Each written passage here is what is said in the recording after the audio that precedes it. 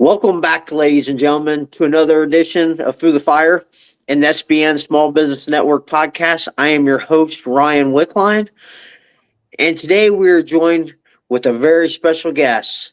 She is a speaker, coach, and mentor, Bobbi Barrington. How you doing today, Bobbi?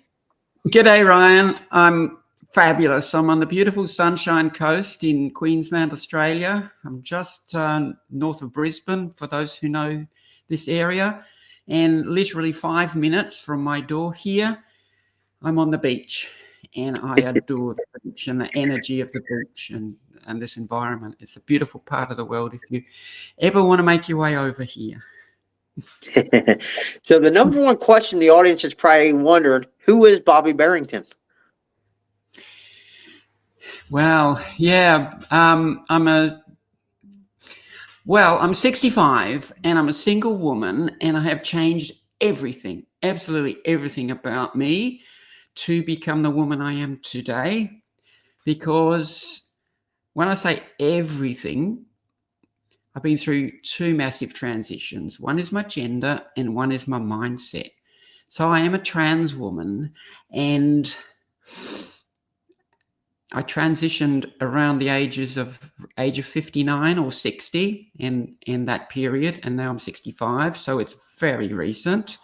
So I lived like the first 6 years of my life as a man with the traditions of being a man and how I was socialized and the environment that I grew up in. And now I'm a woman, and it is so extraordinary. It's such a transformation. And I would love to talk more about that if we have time for that. But my gender transition is really the small one. It's the easy one. It's done. I get to live the rest of my life in a body I adore, in the skin that I feel so comfortable in. But now the big transition, and the one that will resonate with most of the audience, because my message isn't about gender or anyone's life choices. My message is about mindset, creating our own realities, belief, unlocking the best of us, living our truths. And that has liberated me like nothing else. I feel so happy, so fulfilled, and so very free now as a single woman. I'm divorced. I've lost my family. I've lost my marriage. I've lost dreams I've once had. I've lost a ton of money through legal processes just, a couple of months ago. And yet here I am, still standing, still walking through the fire, and I don't want it any other way. Like I want to know. I want to know what I'm capable of on this one life, this one time on this planet, this bright, shining being that is me, that is all of us. Who can we be? And that excites me so much. Like the me I create for tomorrow. What can she do? Who can she be? Who could she not be? And I have control over that. I have choices, and I get to show up every day as the woman I want to be. And it's work, and it never ends, and I don't want it to end, because this journey of exploration, the discovery of who I am, is the best. I was going to say a word that starts with F. I don't know if your audience You go ahead and do whatever you need to do. This is my culture. This is, like I really want to talk about us getting out of our boxes, getting out of the constraints that we put ourselves in, that society puts us in, and we agree to, by and large. And some of that is our language and what's acceptable and what's not acceptable. It's all made up. There is no right or wrong. It's just like society says you can't use that word.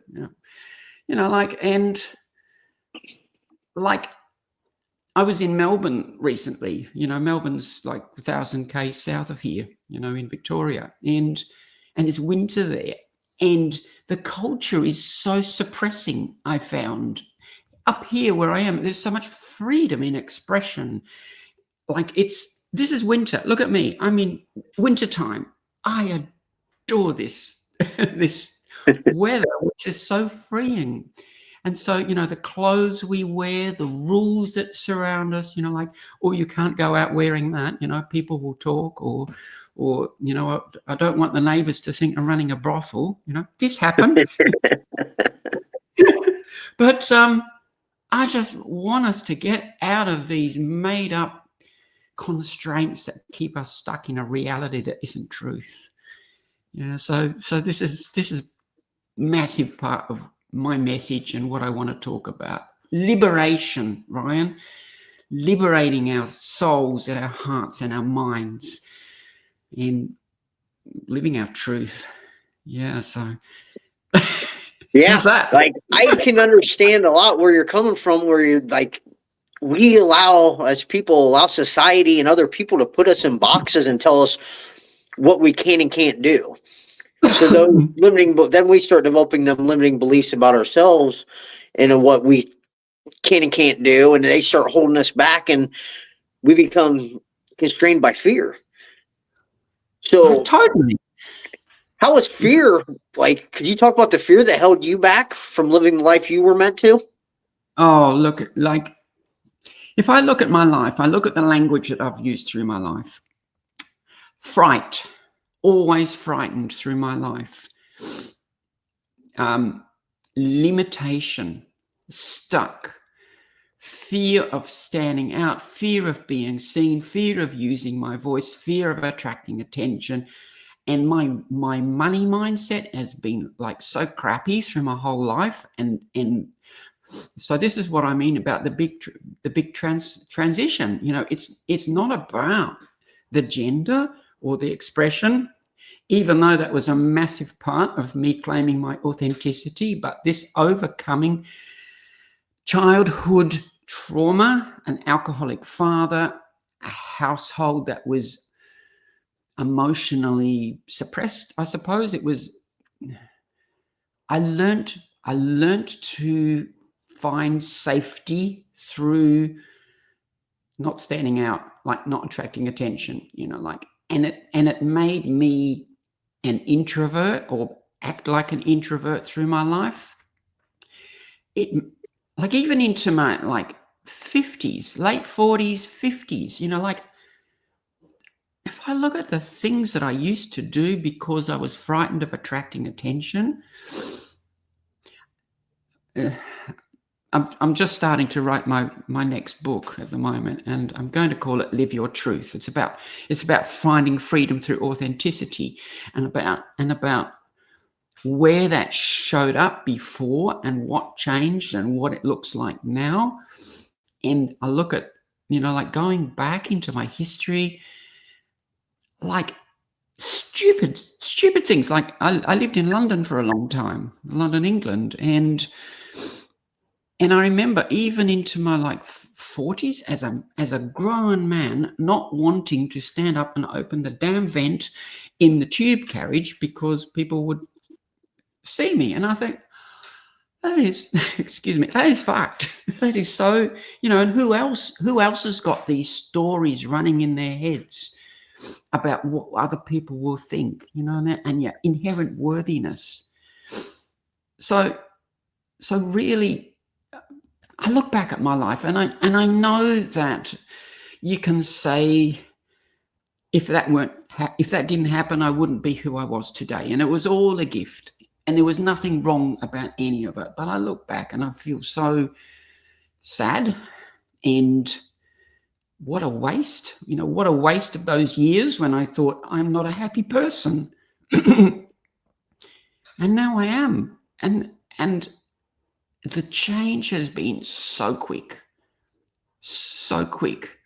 Just a few years, I've changed everything. And this new mindset that I now have through doing work, through being coachable, through finding a coach, through consistently every day being devoted to becoming the best I can be, And that means going into the hard places. It means facing up to the emotions. It means not running away from them or medicating them, or I used to have, well, I had mental health plans. I would sit in my doctor's office and cry and cry.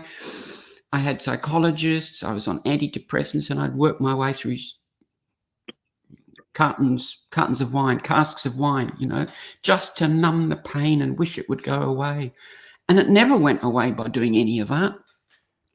It went away through showing up and doing the work and really being honest and truthful to myself about what is going on and what is triggering me, and about what choices am I going to make now about it, because now I'm aware. That piece, awareness, choice, commitment, action, persistence, these are the key fundamentals to meaningful change in my experience and as a coach. And responsibility, being responsible for every part of my life. And now I show up strong, powerful, creating my own reality, irrespective of what's going on around me, of what happens, of what the fucking lawyers do to me, who cuts me off in traffic, who pushes in front of me in the queue, what letter or email comes that challenges me. I'm not there yet. There is still stuff I avoid. There is still stuff that I am frightened to go into. And yet that's where I have to go. That's where I have to step to confront that demon, if you like, to grow through it and to calm my nervous system. This has been a massive part too. My nervous system, my fight, flight, fright response, and turning that into calmness and equanimity, and my capacity to hold the tension between where I am and where I want to go. And all of that package, it's not overnight, but it has been quick. It has been quick relative to my life. Yeah, so a life of fear, scarcity, pain, grief, trauma, struggle, those things still exist. Those things will never go away, but the meaning that I give to them is different. The stories that I tell about my past are different. And the stories I get to create now, because it's all a story, the stories I get to create about what my life has been like and what it's turning into, I get to write that. I got the pen, I write the story. We all write the story. And that's really that's really my message, that message of possibility. It's incredible what's impossible for us as human beings. Like our capacity to expand, it's limitless. I believe that what is locked inside of us, we are hardly touching yet. I think, we, like in Australia, we have massive mining industry here, of course. But my belief is that the biggest untapped resource is human potential, and what is trapped inside of us, and what is the cost of keeping that suppressed because of the stories we tell, the fears we have, that I'm not good enough, that's not for me. I'm an introvert, like it goes on and on. If you start to really get inquisitive about what your internal dialogue is, and start to get curious about, is that true? Is that really true? And start to unlock the grip on the reality that is your identity, and start to prise it open and question it and say, maybe not. What if? What if I could unlock the best of me? What if I could let those talents and passions and what excites us and lights us up about our lives and living, what if we could start to let that loose a little bit? Who could I be? What could life look like? And people will say to me, Bobby, get real. That's not how the real world works. That's how your real world works, not mine. I get to choose. Wow, I love it. I mean, it sounds like you went like like through quite a bit of transformation in this short amount of time. So much. So, what inspired you to start coaching now? How can I not share? Like, I feel like I've discovered the Holy Grail, like I've made dreams come true. How can I not share that? When I look around and I look at our society, and right now, oh my God, stuff that's happening in the world, it just like so saddens me.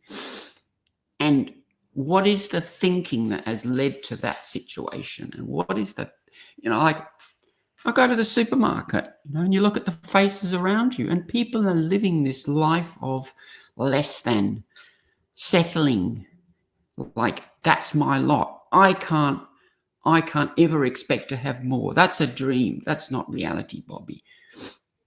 And it is if you believe it, and it's not if you believe that too. And so how can I not? And when I see the people who they start to get it, they start to, those aha moments, those penny drop moments, what a joy that is when somebody starts to get visibility of the narrative of their life and starts to repurpose it into a new and up, elevated reality. When people start, that is such a joy, and I feel like I've lived this life for a reason. My best client is myself 2 versions ago. Can you explain that? Who I was, a couple of years back, 3 years, 5 years ago, that person, she would be my best client. People like me, people like all through those years, those 60 years, I wanted to be an entrepreneur. I wanted to run my own business. I never wanted anyone else to tell me when I could start, when I ended, when I could take holidays, when I could go to the toilet, stuff like that. Never, ever wanted that. And so I was a contractor, and so I studied accountancy, which was so not me. This is people pleasing. This is because of emotional pressure from my father. So I spent 40 years in the wrong career. I was an accountant, a project manager, a business analyst. I used to implement software, mostly in the UK, in the railways. So I had a lot of experience in capital intensive industries like that. So I've got business experience in change, if you like. But that me, she never gave up. She always wanted more. She always believed there was more for her one day. And that belief that there is more, that kept pulling me, even in the tough times, which was like decades of them, to be honest. But I would sit on the tube in London, go to the job that I hated and didn't understand, and read business books. That was me reading how to do the thing, not how to be the person.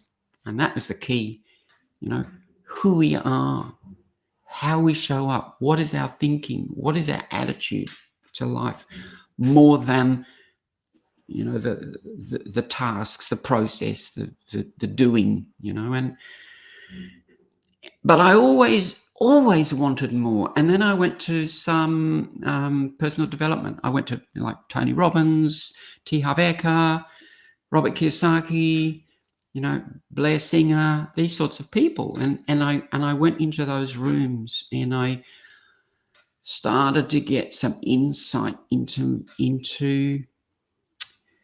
the internal work. Like Ryan, when people say you've got to do the work on yourself. And I thought, what does that mean? I don't know what that means, doing the work on myself. And now I do. And I was looking for my passion. And I looked everywhere. I looked, under the cushions in the sofa. And I looked behind the fridge. And that's not where it was. And this coach Always said inside to you. me, hey, coach said to me, Bobbi, that's where it is, right there, over your heart. And I didn't know what he meant by that either. And so I kept looking. And that process, that step by step, always wanting to be drawn towards the vision, towards the belief, that even when times were tough, I was still optimistic there was something there for me at some point. Because I knew I'm a smart person, but I'm a smart person who was locked into a mindset of doing, forcing, struggling, trying to do the same thing over and over again and expecting different results, and we live in a society that says you got to work harder, you got to work longer, you've got to, take another course, you've got, these, and that's not the truth. The truth is around who we are while we're doing these things. It's not, we don't have to do more.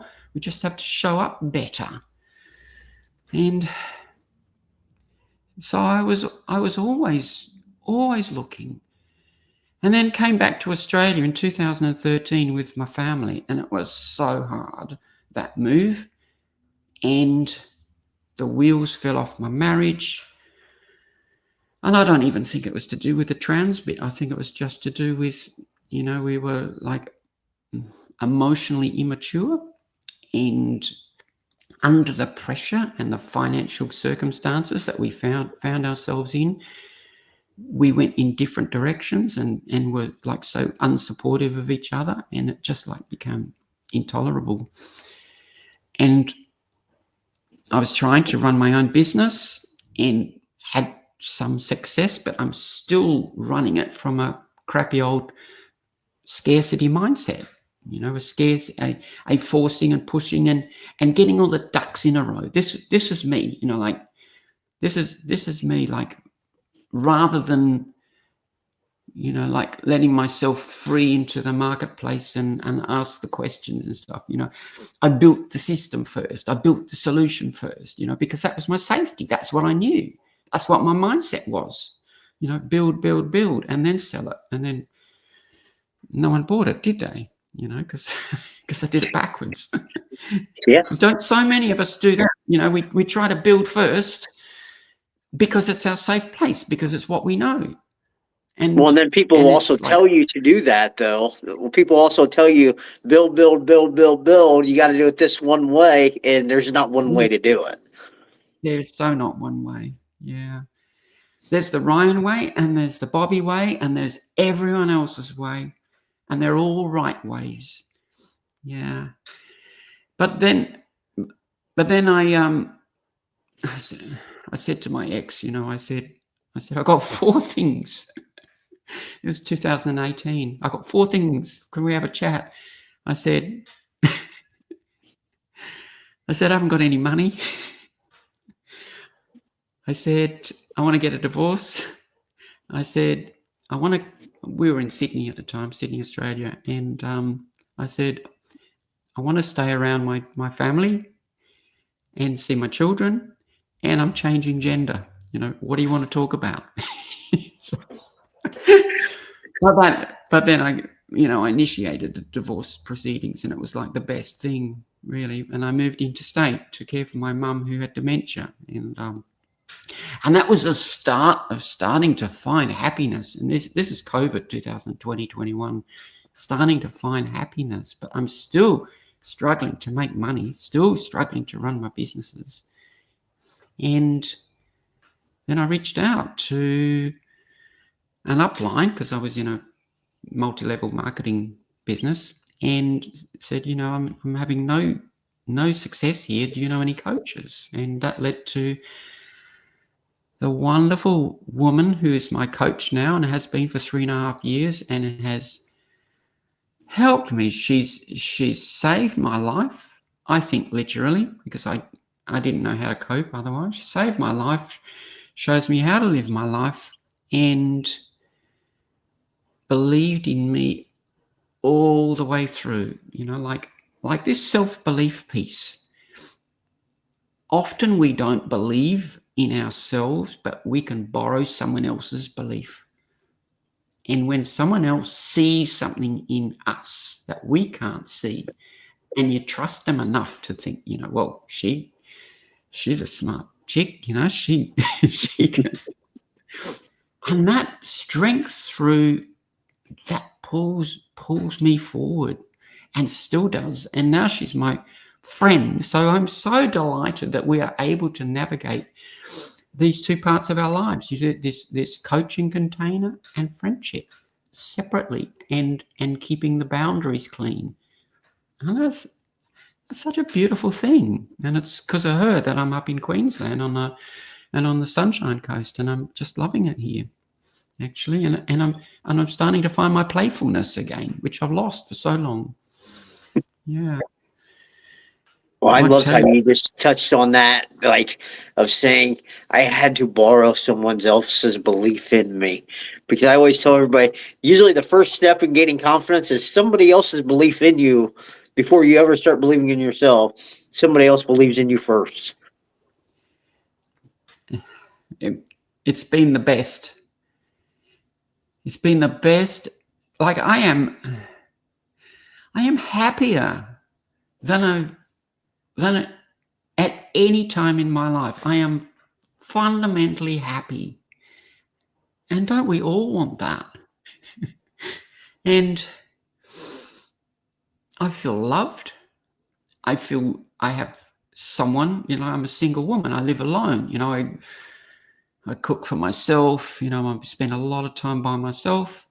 But knowing that there is someone in my life who cares for me, that is such a powerful, powerful thing emotionally, to be emotionally held, to find the emotional safety through connection. And it's something I've not had all through my marriage, really. And now my children don't talk to me, haven't seen them for 6 years, and it's really, really sad. But, like, they are grown up now. They make their own choices, and I am not responsible for the choices that they make. I am responsible for the choices that I make. A part of this journey has been about boundaries, about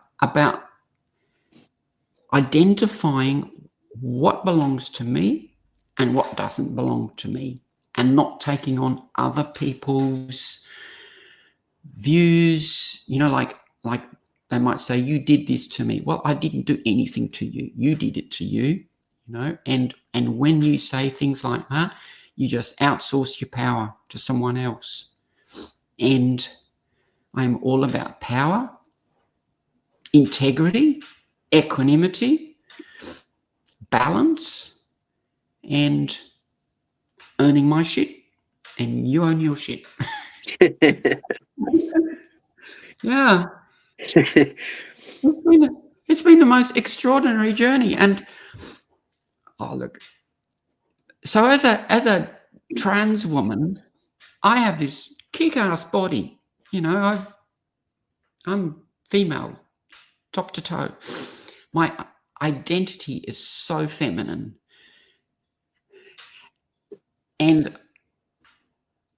the journey from living a life as a man with male traditions of emotional regulation, and how I used to show up, and not not be vulnerable with my emotions, and have all this shaming around what I was able to admit to, like emotionally, and to cry and things like that.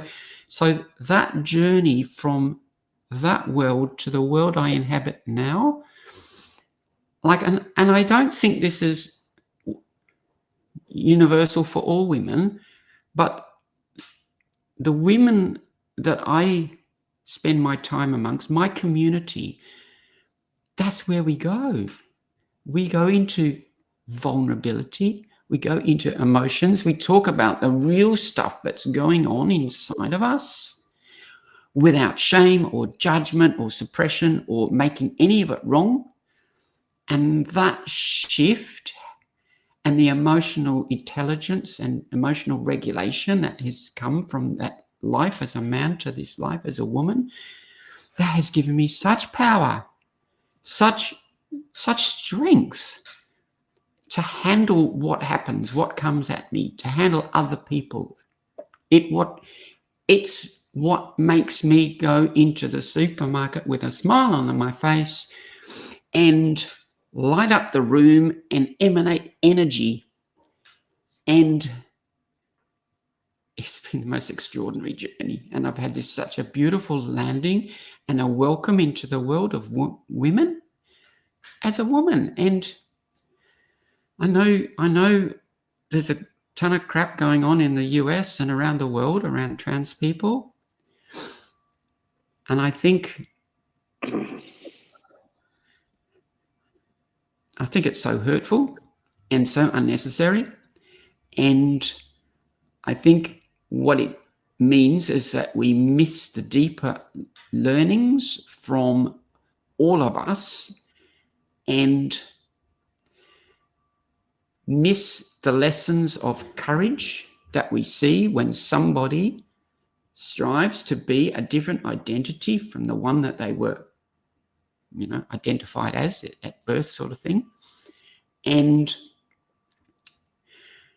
how people like me, I'm a woman.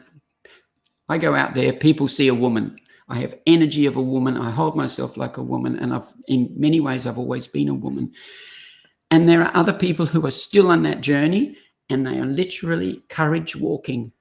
Like, can you imagine what it's like to go out into public knowing that you don't really pass, and imagine what other people might be thinking about you, and still you do it. Still you step out. Still you have the courage to do what we are all doing, actually, like trying to create our own identities and our own realities in whatever way that works for us. I think those lessons are really important for the world in what it looks like to be authentic, and what is the cost of inauthenticity. It's just massive. It's incalculable. Yeah, so I have strong views. Yeah. So you were solo road tripping around across Australia, speaking to communities and organizations. Why did you start Absolutely. speaking? Why did I choose speaking? Yeah. God, isn't it ironic though? This is the me who was not wanting to stand out, show up, or be seen. Literally, a lot of us do this. You're in a conference or something, and you want to ask a question, and you're just shaking before you put your hand up, and it's so easy not to. And that was me. So I was, like I mentioned, on the tube. Not wanting to attract attention, and now. And now I'm 6 foot tall. I've got purple hair. I've got this great body, actually. And I stand in rooms and I speak with strangers. And it turns out I'm actually extrovert. I did a Myers-Briggs, was it Myers-Briggs thing? And then they do a percentage of extroversion, and apparently I'm 93% extrovert. But this me was always in me.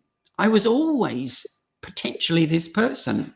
That's why I talk about human potential, what's locked inside of us, through conditioning and programming and life experiences. Why speaking? Because I have important messages to share.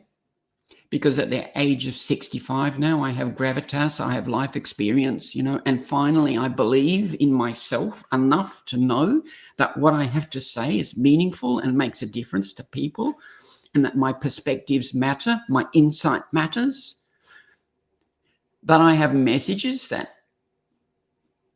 you might not want to hear, but you need to hear. And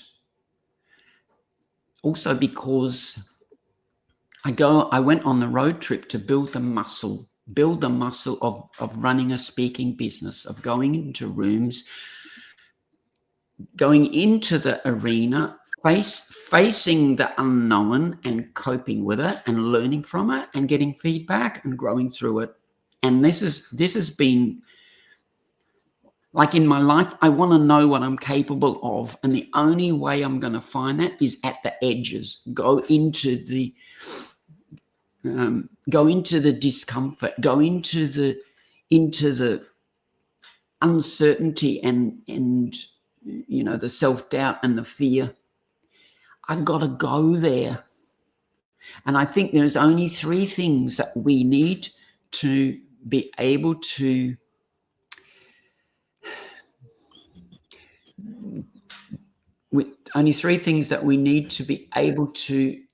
create the best of us, if you like. Did I express that well?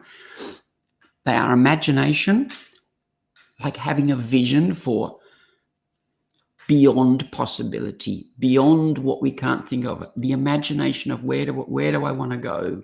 What is the vision I'm trying to create and why? The mindset, to be able to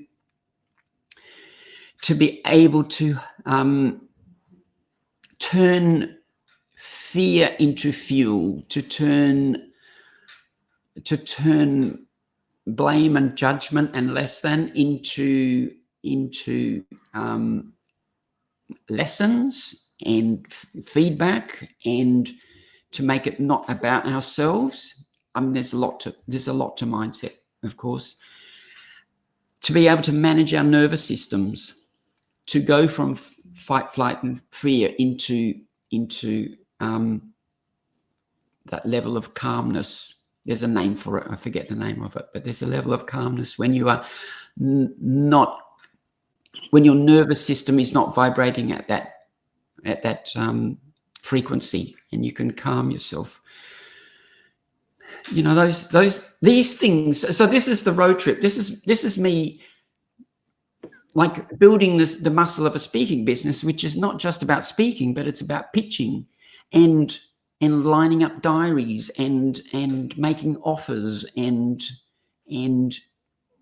the whole messiness of an entrepreneur running a business, and all of the things which are left undone, and the messiness of life. Yeah, so I want to be speaking on the biggest stages. This is a kind of a dream. Do you remember like Freddie Mercury from Queen at Live Aid in 1986, I think, whatever it was, back there in Wembley Stadium in London, in front of 80,000 people and with millions of people around the world? Can you imagine what it feels like to stand on that stage? Can you imagine what kind of energy you have to hold the tension in all of that space? And I just get so excited about the possibility of who I would be to fill a room like that. And then I get excited about what is my dream, what is my vision that makes that the little bit. What is the 10x of that? What is the 100x of that? Oh, I just find this such an exciting idea. So speaking, I'm a good speaker. I'm good. I tell stories. I'm a storyteller. And stories are what we humans love because it bypasses our critical faculties and goes straight into connection, an emotional connection between me as a speaker and you as a listener. Telling stories. I love telling stories. And, in my life, I've done a lot of stuff now. Been around, got a lot of stories, like for many people, growing older sucks, when you like lose some capacity or health reasons or something like that. But for me, I'm very fortunate because I'm healthy and fit. And what I find as I grow older is that I grow more and more wisdom, and I find more and more potential to join dots, to find synergies, to make patterns and meaning. And like virtually any conversation I have with someone has got a story that I can bring into it, like brings something that adds some richness to the experience. I just love this pattern making, and it only comes through experience. It comes through being around and living and doing. You can sit in the sofa and have no experience, or you can go out and experience life, which I love. So, how important has personal development and upgrading your mindset been for you then on your journey? 1,000,000%. Like the gender bit, it's like almost irrelevant. Like this is not my message. That like it just happens to be that in terms of change, transformation, transition, it's a real in your face one, and people like, fuck, like you did what? I can't imagine what it was like, but that's just a little bit of this. The big bit is if you change gender and put mindset in its place, like you lived like how with this lifetime of fear and controlling and safety and feeling less than and cheap. And like when my son was 4, I didn't feel I could afford to go and buy him a toy, and I so could, but it was all mindset. I've never been without money, but I've always feared being without money. And that if you take all of that thinking and put it in place of gender, like suddenly it's you. Suddenly it's like everyone has got like stories about their past, their parenthood, the traumas, the thing that happened to me kind of thing. So the mindset, I feel so, well, I use this language a lot, strong and powerful. I feel so strong in my mental capacity to cope and not go into fear, because all my life, like I wear a night guard when I sleep. Why? Because I have been grinding my teeth my whole life, and my dentist will tell you about it. But, and really quite recently, I would wake up in the morning shaking with fright because I was afraid for the future. I was afraid, that I wasn't going to fulfill my potential, that I was going to have to sleep under a bridge in a car or jump off one or something like that. I was, suicidal thoughts and things like that. But for me, it wasn't a gender thing. Lots of trans people have these sorts of thoughts, but it wasn't like that for me.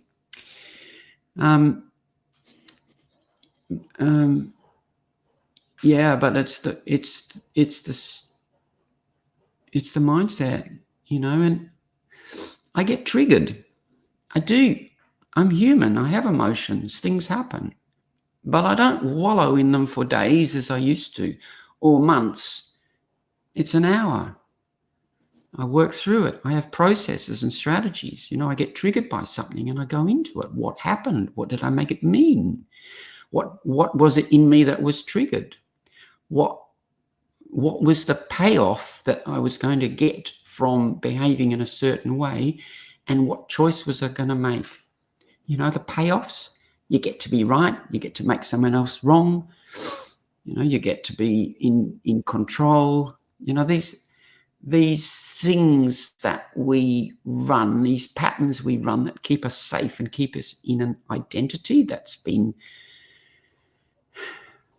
familiar, and like when you give your power away to someone else because they did that thing to you, and then starting to shift that into, why was that thing for me? What was the gift in that? How do I grow through that? What choice am I going to make now? Who do I want to be? And then reconnect with my core values of love, peace, freedom, and joy. These are the things that drive me. These are the filters that I put over my life. What would love say? What would freedom say? What would joy say? Mindset. I think it should be taught in schools. I think it is the most fundamental tool that we should, all of us, adopt, work on. I think it would transform our relationships. It would transform the way that we need to put other people down to make ourselves feel better. It would transform, the way that we look at other people, even other nations, and ask the questions. Why are they doing what they're doing? Like put yourselves in other people's shoes. And I don't suppose I really want to talk about Iran right now. Probably not. Yeah, but I think the humanity can do better. I really think we can do so much better if we weren't so frightened of each other. Yeah. So what is one book you would recommend for personal development or mindset? A book. God. Well, I read a book recently by he's an Australian author. His name's Jaemin Fraser, Jaemin Fraser, Frazer, and he wrote a book called Unhindered. It's about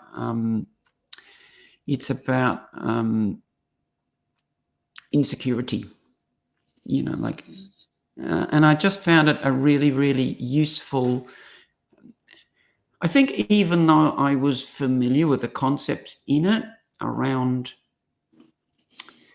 like for example, he's got some case studies in it, and he speaks, let's say, case study of such and such a young woman, and she's overweight, and he talks about how the weight isn't the problem, it's the belief system behind why the weight is a protection to, let's say you got shamed at school sort of thing, and you tried running and people laughed at you, so you get fat, and then that becomes your protection, because no one after that, because you've got a reason why you can't run now, and it's a safe place to be, so because this is an emotional insecurity to be able to handle the criticism of not being able to run, for example. So I just found it a really useful book with practical tools. Yeah, so that's interesting. Yeah, but there are so many. There's so many books with unstuck, unhindered, untamed, unfucked, like all of this stuff. And it's all about this liberation of our authentic selves, and so I'll be writing one also, but it will be my story and my perspective, and but like I say, it's not about gender, it's about connection with fellow human beings, and what's in common, and our shared challenges, and what scares us, and strategies to go from where we are to where we want to go, because most of us are not living our ideal lives, are we? Most of us want more.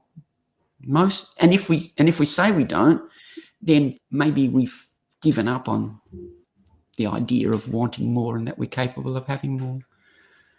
And I think that was such a travesty and such a waste. And if there's one thing I hate, it's waste. Wasted lives mostly. Not, it's not for me to judge, anyone else's life. But if you come to me and say, I want more, I believe there's more in me, there's a something I want to create, some business, some life, some whatever I want to, and then you say, but I'm stuck, I don't know how, then I'm interested, because there's a path. And even though we can't see the path always appears. Look at our lives. And like, I ask people, name 5 successes that you've had in your life, and they can't name 5. For God's sakes, like getting out of bed on time, that's a success. Living, breathing, driving the car, going to the shops, whatever it is, we just set the bar so high. We set our own bars so high we can't even jump over our own bars. And it's ridiculous. And why do we set the bar so high? Because we've got some belief system running that says, you're not worthy if you haven't, or you're not a success if you haven't. So it's just such a shame. And so as a coach, like your question about why do I speak? Well, speaking is coaching. For me, speaking is about, as a motivational speaker, it's about shifting someone from where they are to where they want to go, and then to where they need to go. And if I do it one to one, it's faster and more effective. If I do it in a room, if one thing drops, I'm happy with that. And then if I run an event with a room of like 20 or 50 people or something like that, it's more effective, but not as effective as one. So it's all motivating, moving people from one place to another place. And you can't move unless you start to become aware of where you are and the choices you're making. I really love that metaphor. I think there are many traditions of this story about the Indian and the brave and the 2 wolves. And the 2 wolves are fighting, and the chief asked the brave, 2 wolves are fighting in you, which one wins? And the brave says, I don't know, which one? He says, the one you feed. So it's the choices that we make, but you can't feed a different wolf unless you're aware another wolf exists. And there's a whole fucking wolf pack in there, really infinite number of pieces, but in terms of a binary, I can choose this or choose this. And so when I was waking up scared, and my neural pathways were going down the same path that they had for 60 years, that was how I thought. That was the pattern of thinking.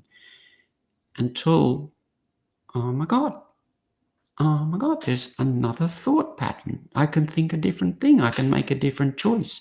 And then I can start focusing on what I wanted instead of what I didn't want. Like what you focus on, what it grows. Tony Robbins says something about that. And this is the mindset shift. This is the devotion to creating more empowering thought patterns and beliefs. Not just thought patterns, it's about in our bodies, in our emotional beings. But so that was like a massive penny drop moment for me. In my mindset, my personal development journey, there's daily work, but also big penny drop moments when clunk. Oh my God. And one of them was personal accountability, taking responsibility for all of me and all of my outcomes and all of my life. Because if I don't take responsibility, then I'm outsourcing that power to someone else, to something else. Like the thing that happened to me, it's not my fault. Or the childhood trauma, like my alcoholic father, like what went on in our household with, police coming and knives and shit like that, but I can outsource my power to my childhood and say, that's the reason I am that I am. That's made me who I am today. There's nothing I can do about it. And when you believe that, there's nothing you can do about it. And that becomes your truth. It doesn't have to be true. You make a different truth. You can tell that story in different ways. You can find the gift in it. I recently had to go through a marital settlement legal situation, and I have ended up over $500,000 poorer than I was before. And I get to choose now. What does that mean? Do I say, oh shit, like this happened to me and my life is shit now and I'm 65 and single and there's nothing I can do about it and the rest of my life is going to be, like as a pauper, and I have to sleep in a tent or a car or something like that? Or do I say, bloody hell, that's a $500,000 lesson for me. There's a gift in that. What can I learn from that? How can I make that $500,000, which for me is quite a bit, how can I make that fuel for what I do now and make that $500,000 like a little road bump on the journey of life and use it to empower me more and more? And why wouldn't I choose to do it that way? Because I want to know who I'm capable of. How can I respond to that circumstance even more powerfully such that I resonate and vibrate in the world that attracts not 500,000 but 500 million? Oh, maybe that's a bit, I don't know. It's just energy. It's just a number. Like, how can you show up energetically in the world with such power and emotional vibration and call in the thing that is so big that I believe this is possible for all of us to resonate, vibrate, attract, manifest more. And how could I not believe that? Yeah. How would that serve me? How would it serve anyone? So. Great advice. So how can people Wow. get a hold of you? Well, you can grab me while I'm out in the street.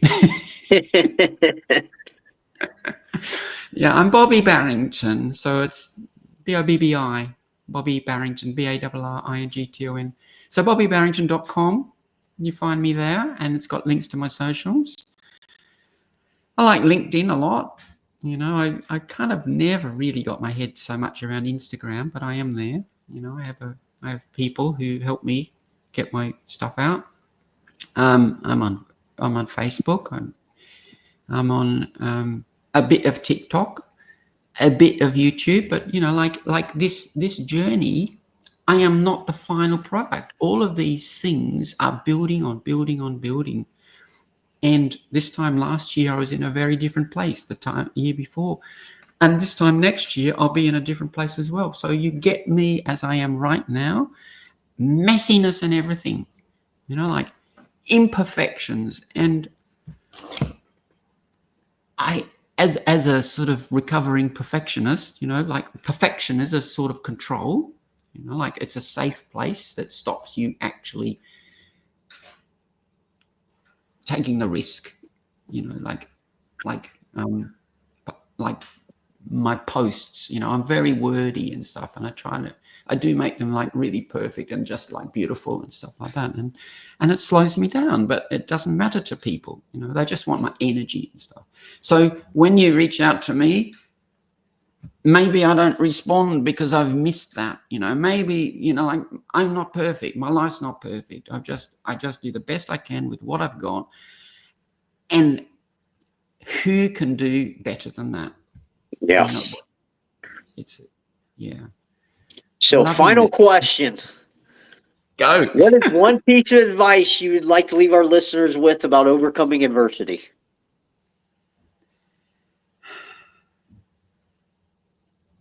Well, I think I have to say what I was saying about choices. Like, first of all, that word adversity. How can we reframe that word into gift? We grow through adversity. Adversity is, I've only got to be me and you've only got to be you through the adversity. Like we put so much meaning on this label that's adversity. What if we were to loosen the grip it has on us and relax that and say, actually, what is the truth of this? What is the meaning I'm giving to it? And am I sure that's true? Am I really sure? How else can I look at this circumstance? Like, what choices am I making? Like, I do NLP. I'm an NLP practitioner, and so the linguistic part of it, like the stories we tell ourselves, the language we speak to ourselves in. If you keep saying, I'm facing adversity, like, of course I'm facing adversity. That's what life is all about. We're all facing adversity. We're all facing challenges. And you look back at your life so far and all of the challenges you've overcome, all of them. And here we are. And we make that seem like insignificant. But the ones in the future we make like really big. They're not big. They're just things that we haven't learnt yet or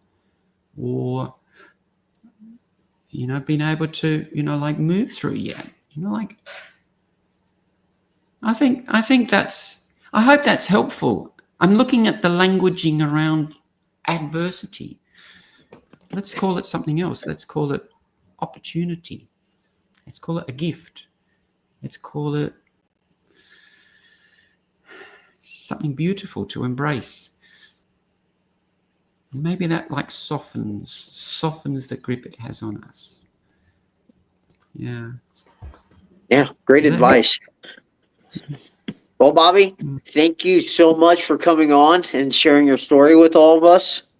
It's really been a pleasure having you here. It's an absolute delight, Ryan. I feel I did quite a lot of the talking here. It's all right. It was all about you and your story. So, well, guys, that is going to be all the time we have here today. Brilliant. Remember, the only way to get what you want is go through the fire.